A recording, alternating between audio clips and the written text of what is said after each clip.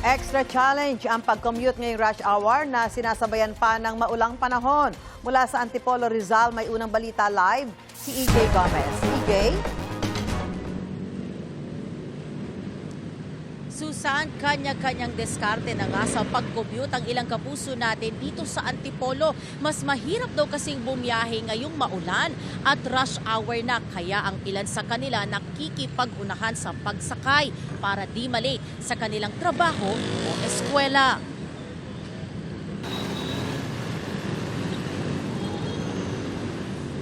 Alas 5 pa lang ng madaling araw, nag-aabang na ng masasakyang jeep o bus si Maridel malapit sa Antipolo LRT2 station.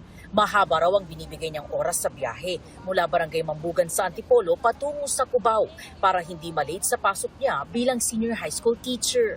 Alas 7 po talaga yung pasok ko po. So, I decided na mas maaga po talagang pumasok para hindi po ako matraffic. Tapos may time pa ako para mag-almusal sa school. Kasi sobra talagang traffic, banda dyan sa Katipunan. Jeep naman ang sinakyan ni Rafi. Maaga raw siyang bumabiyahe araw-araw mula Barangay Kupang Antipolo papunta sa Cainta, Rizal.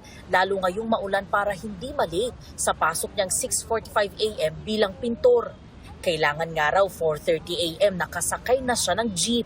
Isa po, maulan, tsaka abuti pa ng traffic. Kapag ganito na ako sa trabaho, informa namin, kailangan pumaga. Pasado alas 5 kanina, maraming jeep at bus na ang puno ng mga pasahero. Kaya ang ilang pasahero, ilang minuto pa ang hinihintay bago makasakay. Ang iba, nakikipag-unahan na. At dahil maulan, kanya-kanyang bitbit ng payong ang mga pasahero. Marami din ang mga pasaherong umaakyat sa istasyon ng tren. May punto ring nagkakaroon ng pila ng mga commuter. Ang teacher intern naman na si Gia, kapag bumiyahe sakay ng tren ng pasado alas 5, tiyak na late na raw sa kanyang pasok. Kailangan po, mga 4:30 po, nakalis na po ako sa bahay. 7 AM po yung class ko, tapos galing pa po ako ng Upper Antipolo. Tapos since maulan po, medyo konti po yung bumabiyahe na jeep, na tricycle po.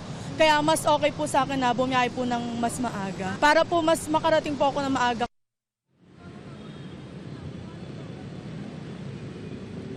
Susan, sa mga puntong ito, mas marami na o mas dagsana yung mga kapuso nating umaakyat nitong istasyon ng Antipolo, no? LRT2 yan. Tapos dito naman, nakikita natin, medyo nagkakaroon na ng traffic, no? Dahil itong dalawang linya ng kalsada mula rito sa aming kinatatayuan, maraming jeep, minibus, bus at may tricycle din at mga rider, no, na nagbababa ng kanilang mga pasahero.